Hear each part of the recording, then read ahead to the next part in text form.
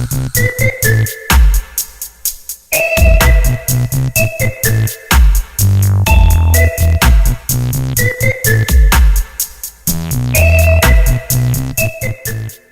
wanted to do a quick video, actually a tip, actually two, on the humidity levels and the temperatures within your bearded dragon tank. Now, this is just what we go by. You know, this is not the end-all be-all. There's definitely different opinions, but this is what we've chose as ideal to try to stick to and stick near, you know, when it comes to the levels for our bearded dragon. Now we're going to start first with the temperatures, because this is actually what prompted me to do it. Now it got real hot outside, and that changed the temperatures in the tank. Now, luckily, you know, our basking light is on a stand. The stand, actually, I'll show it to you. It's a Zoom Ed Reptile lamp, and it fits right up under your tank, and it stands right up over your tank, and you can adjust it a bit up above your tank. It's real cool. Now when it comes to the heat side, what we want to keep it at, what we try to keep it at, we heard 1 to 110 is the best. Now we've heard it as low as 95 as well, actually as low as 90, but what we try to keep it at is 100 to about 107. The reason I say not 95 in your dragon may be different, but ours doesn't respond to it real well. You know, he just doesn't, you know, his basking area is his favorite area to hang around. So when he doesn't hang around it, or he, you know, is always hanging beside it or up under his little favorite tree here, we know some things are a little funky with him. Now when it comes to his cool side, we try to keep it between 80 and 90 degrees. And, you know, of course this changes at night. Yeah, let me touch on that a little bit. And this is, again, just how we do it.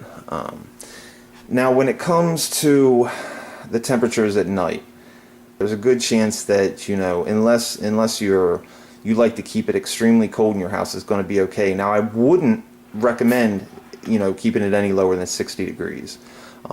65 if you can't help it, you know, if you can help it. Now, when it comes to the bulbs, what will we recommend? We don't use any bulbs right now, but if we had to, you know, my suggestion would be ceramic heat emitters. You know, if you have that option, there's no need to get a bulb to light the tank. You know, we've heard that the light interrupts their sleeping pattern. Of course, this is not something we're knocking anybody that does use it. You know, each their own. This is just what we've chosen.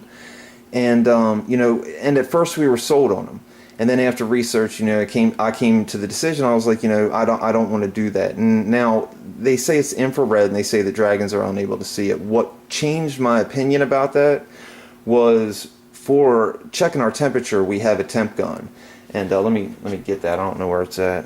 Hold on. All right, this is what we use for a Temp Gun. It's not made by a Reptile company, but it works just fine. It's made to take temperatures. Now it uses an infrared, as you can see, a mini infrared thermometer. And this is what, you know, what convinced me that they can see infrared is that he can spot this. He spots the infrared light from this. So now I said, all right, we're not going to use the infrared light. So when my wife went and took it back, they had sold her on the blue one. Now I just said, you know, let's just not use any light at all, and again, if we're going to use one, just use the heat emitter. We chose not to because we keep the temps. It doesn't drop below 60 in our room, so we don't have to worry about it. Alright. Now let's get to humidity. Now what we try to shoot for ideally is 30. Of course, it's not always going to just stick on 30. It's going to fluctuate.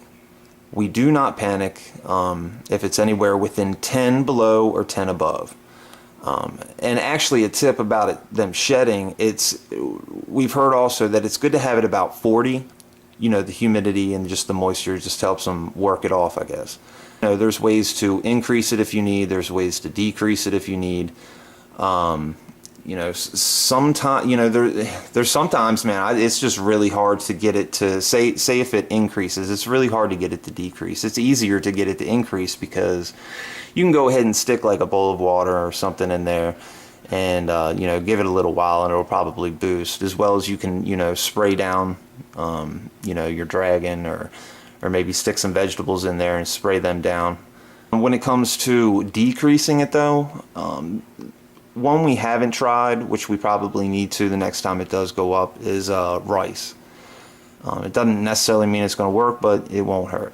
Another one that we've used that works sometimes is kind of what we'll do is we'll open one of these Exoterra doors and we'll direct the fan to it. We keep attention on the tank here to make sure the temps are okay, and just hope that the humidity drops. And sometimes it does, but sometimes it doesn't work. You know, you need to play with different methods sometimes.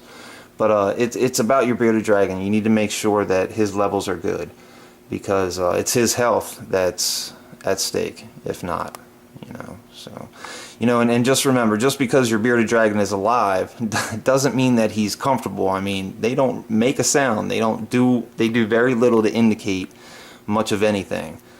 So it's important for me to know that I've got everything how it needs to be, just so that I know that, you know, even though he isn't saying nothing, I know he's okay, you know, to the best of my ability.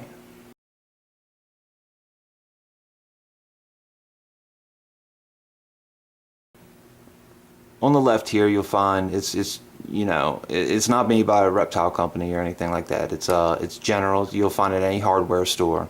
It's an infrared thermometer. We didn't pay any more than $15 or $20 for it. I'm sure that at some places you could probably even find it cheaper, or a model cheaper. And to the right here, this hygrometer, it's made by Great Choice. We just picked it up at a local pet store. Actually, we bought it at the same shop that we bought Nipsey at. And but yeah, as you can see, the humidity is already raising since we've been shooting this video. So looks like we might have to stick the fan in there a little bit before the night's out. We didn't pay anything more than $5 or $6 for that. So, and if you're interested, here, this is the Reptile lamp stand that we had used for the basking light, that we can adjust the height of, which can come in handy, especially when the temperatures don't jump an incredible amount. You know, it definitely saves you from having to go down and mess with the air or the heat or anything like that, if it's not that bad. So, alright, well, thanks for joining us, and we here at Bedroom Beauties will see you on the next video. Thanks.